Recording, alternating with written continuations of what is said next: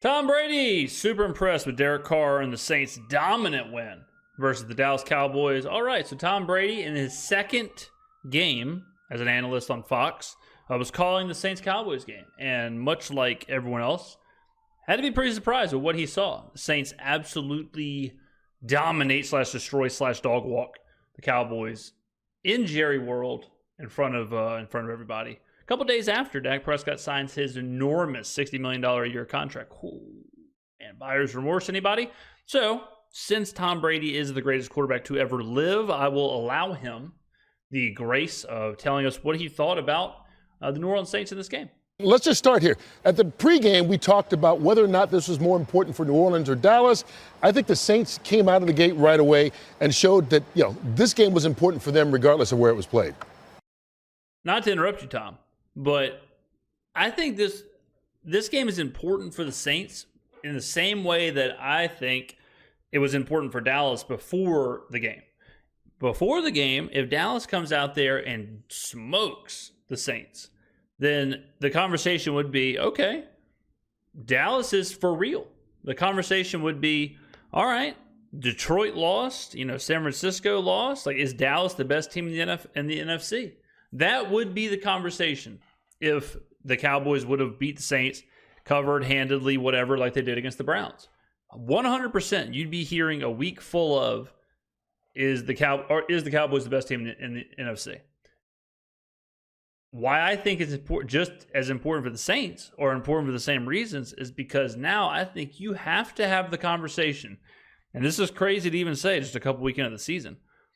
But you have to have the conversation about, are the Saints a major player in the NFC? I'm not saying you throw them up there immediately and say, yeah, they're better than San Francisco, they're better than Detroit. I'm not saying that. But if Dallas is the fourth best team in the NFC, and the Saints just did what they did to Dallas, at the minimum, you got to say the Saints are in the conversation with Dallas. You got to say they're, if you think this was just one and a 1 in 5 chance that this happens or whatever, to me, you got to say, okay, you've got your Detroits, you got your San Franciscos, and then you got a handful of teams like Dallas and Philly and Green Bay and New Orleans now who can make a run at this. Tampa Bay deserves to be in that conversation after their performance against Detroit. So this propels the Saints into the conversation for an NFC contender. It does. And will that change after next week? Maybe. But right now, the conversation has to shift away from, are the Saints a good team or are the Saints a bad team? And it has to shift away from that. And now it has to shift to, okay, as of right now, the Saints are a playoff team. How much of a threat are they in the playoffs? That's the conversation now. And I don't think anybody would have expected that. Certainly not in the national media, who, of course, is ready to have that conversation about the Cowboys. But now they have to have the conversation about the Saints. Yeah, they played incredible right from the start of the game, 80 yards on the first drive, and they never looked back after that. They had everybody rolling. Kubiak was on fire as a play caller. Yeah, all those guys got involved, so a really fun game to watch, and I think that gives you a sign of things to come for this New Orleans offense. Now the question is, can they do that consistently well? And that's a challenge for every offense in the league. They've looked pretty good these first 2 weeks here. I think they've answered some pretty tough questions all off season. They've got off to a great start, and I'm super impressed by what I saw today. Couldn't agree more. They have answered the questions that they had all off season. They had the hard questions of, is Klint Kubiak the offensive coordinator we think he is? Is this system going to work with this team? I mean, it's a brand new system. It's difficult to implement a new system and have it take off immediately. Then the questions were about the offensive line. The questions were about, Alvin Kamara, is he aging? Then the questions, of course, was about Derek Carr and Dennis Allen. Those have been answered. Tom's right. Those have absolutely been answered. So the next questions, beyond the NFC contender thing that I was talking about earlier, the next question is, okay, how consistent can this be? We're not going to score 40 points every game, but is this a team where week in, week out, you can expect them to push the pace and be a high-scoring team and score a ton of points, and you're going to have to get into shootouts with this team? Is that what this team is going to be? Or what does the low end look like?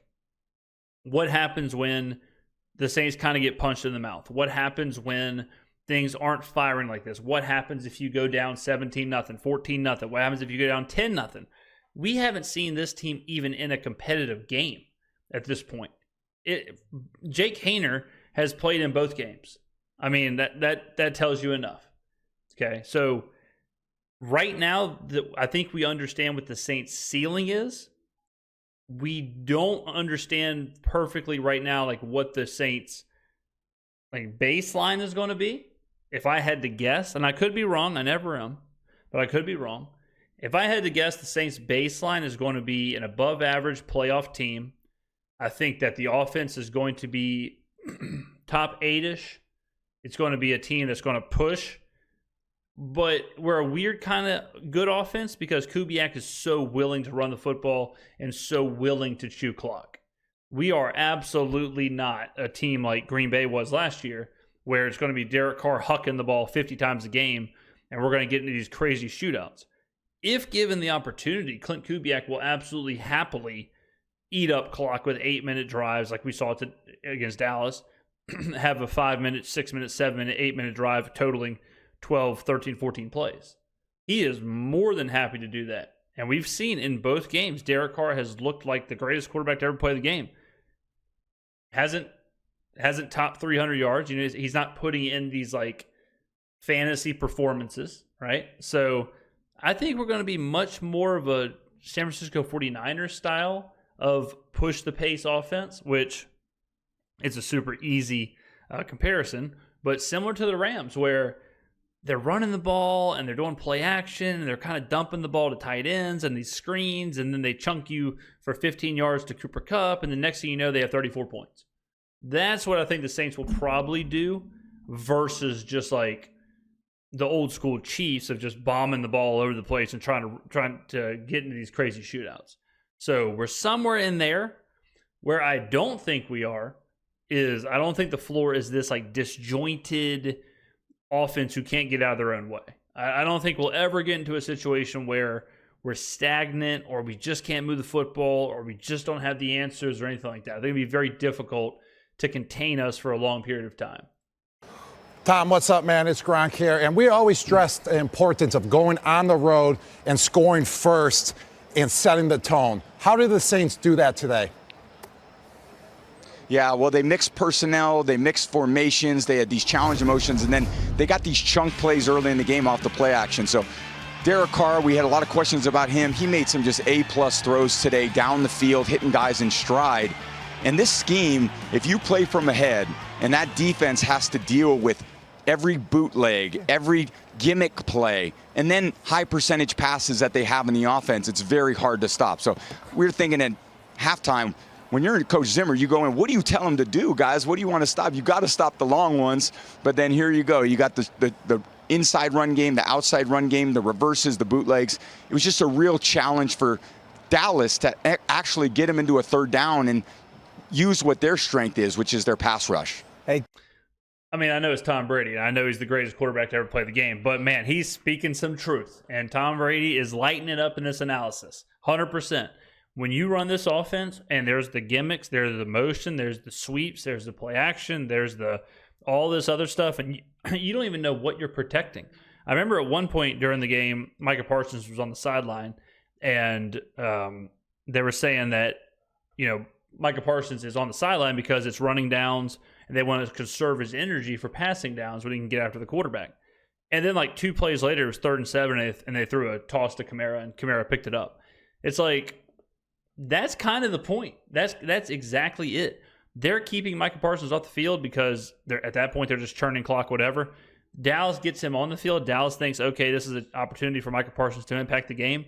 And Klint Kubiak hits the Uno reverse card and says, okay, we'll stop this. And Dallas is obviously in like a pressure the quarterback kind of defensive set. They try and get after the quarterback, and it's a zone, whatever it was, to Kamara, who picks up the first down, and they do it on the run. I mean, that's just like, that is the most beautiful thing in the world. And that's what this offense is capable of. So, yeah, Tom's right. And then when we do throw the football, we are completing these very high percentage passes. And that's why when you look at the box score, you'll see a bunch of receivers have 4 targets, 4 receptions, 5 targets, 5 receptions, 3. There's no wasted plays. There's very little contested catches. Very few truly contested catches in the first 2 games. Really think about that. Like, think about how rare that is for any offense, but much less an offense that's scoring as much as we are, that a majority of throws were to players who were open. Think about last year. Like Chris Olave. Chris Olave last year was fighting for his life. Nothing but contested catches. A lot of the catches in this game, he's crossing the field, wide open, in space, gets it, turns with it. That's it. Rashid Shaheed getting the ball on sweeps, getting the ball deep, getting the ball out of the backfield. I mean, when you have this many wrinkles, like, where do you even start as a defense? Tom, this is Terry. Nice job today. We all enjoyed listening to you do your second game. Really good stuff, man. I'll go to the quarterback because I think Carr's been much maligned probably throughout his career with the Raiders, but now in New Orleans, coming off a pretty good year last year, but I thought today only attempting 16 passes, man, was he efficient. And that touchdown pass, that bomb down the middle of the first one, you had to be impressed. It's crazy because he said he attempted 16 passes. He had attempted 11 at halftime. So he threw 5 passes in the second half. The receiver was nowhere near open, but his speed caught up with the pass. He threw 5 passes in the second half, and the first drive of the second half for the Saints was, I think, 13 plays in 8 minutes. I mean, it's insane what this offense is doing. Thoughts on the way Carr played today? Yeah, he played so well, and he looks so comfortable in this offense. And I think one of the knocks on him in his career is throwing the ball under duress. And I think what Kubiak's done a good job of is he's not allowing these defenses to tee off with their pass rush. So in the last 2 games, Derek has just been standing back there, finding the open guys. And no one's ever criticized Derek's arm or arm strength, his ability to get the ball down the field. He's just got to do it consistently well throughout the entire season. You have games like this. You have games like last week. Can you string together a whole season of that? Those are the types of questions Derek has a chance to answer for himself. If they do that, they're certainly going to be a team to deal with in the postseason. The hell just happened? That was crazy. I was shifting through space and time simultaneously. I think the Derek Carr under pressure thing is fair. I think every quarterback, no quarterback is great under pressure. You know what I mean? Like on just a general kind of statement. But there is different kind of pressure. I think what Carr struggled with was, at least from what I saw in New Orleans last year, what Carr struggled with is these like long, slow developing plays. Because with the Saints last year, the long, slow developing plays meant that the offensive line was going to break down. So it meant Carr had to speed up his clock.